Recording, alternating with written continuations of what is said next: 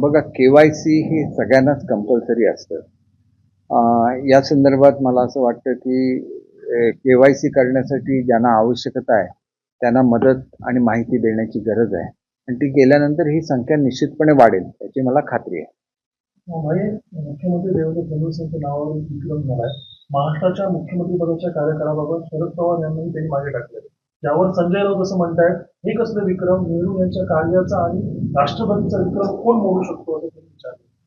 एक गोष्ट अशी आहे की पंडित जवाहरलाल नेहरूंचं जे योगदान आहे भारताच्या प्रगतीमध्ये हे कोणी नाकारलेलं नाही आहे, परंतु ते आतापर्यंतचे सर्वात लोकप्रिय प्रधानमंत्री होते. परंतु त्यांचा सुद्धा विक्रम शेवटी मोदींच्या नावाने आला जातात आणि त्यांच्यापेक्षा जास्त काळ मोदी साहेबांनी हे केलं. जगभरामध्ये आज जे संबंध मोदी साहेबांनी एस्टॅब्लिश केले ते सुद्धा एक रेकॉर्डच आहे. त्याच्यामुळे प्रत्येकजण आपल्या परीने काम करत असतात, आपल्या परीने विक्रम करत असतात.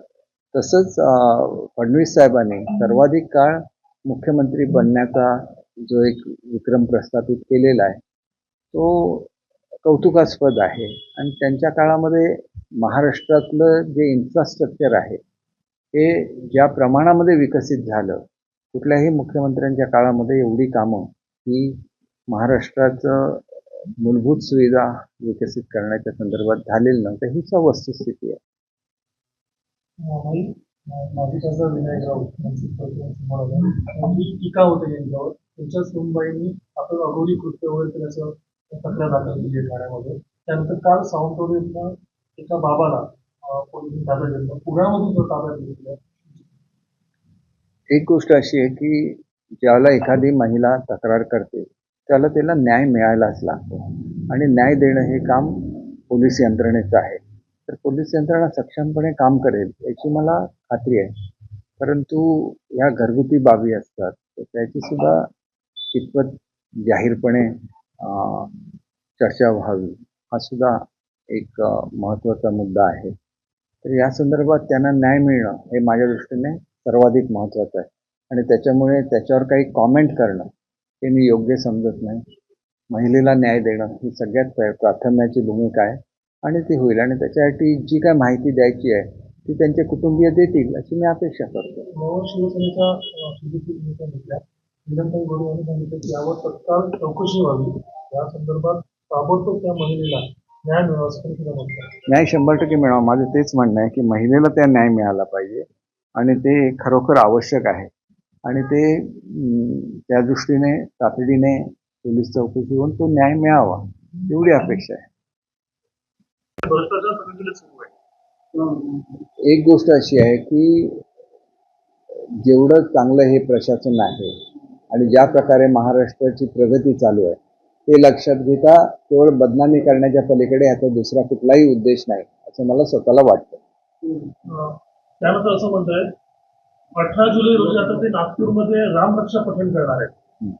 आता रामरक्षा पठण झाली आता नागपूरमध्ये. हे बघा, जो प्रकार अयोध्येमध्ये घडला त्याच्यावर पोलीस ॲक्शन सुरू आहे.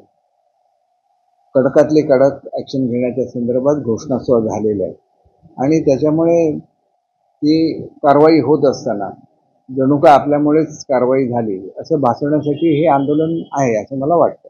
वांगचूक यांचं जे आता आंदोलन सुरू आहे दिल्लीमध्ये, त्यांना मी भेटणार आहे, त्यांना त्यांच्या आंदोलनाला सपोर्ट आहे असंही म्हणत आहे.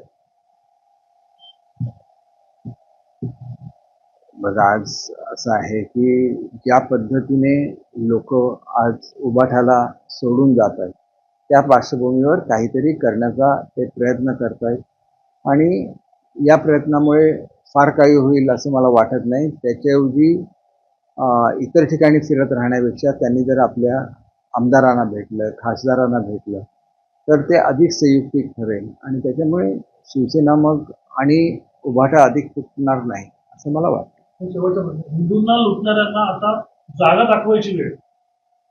हिंदूंना कोणीही लुटत नाही आहे. हिंदू आज संघटित झालेले आहेत.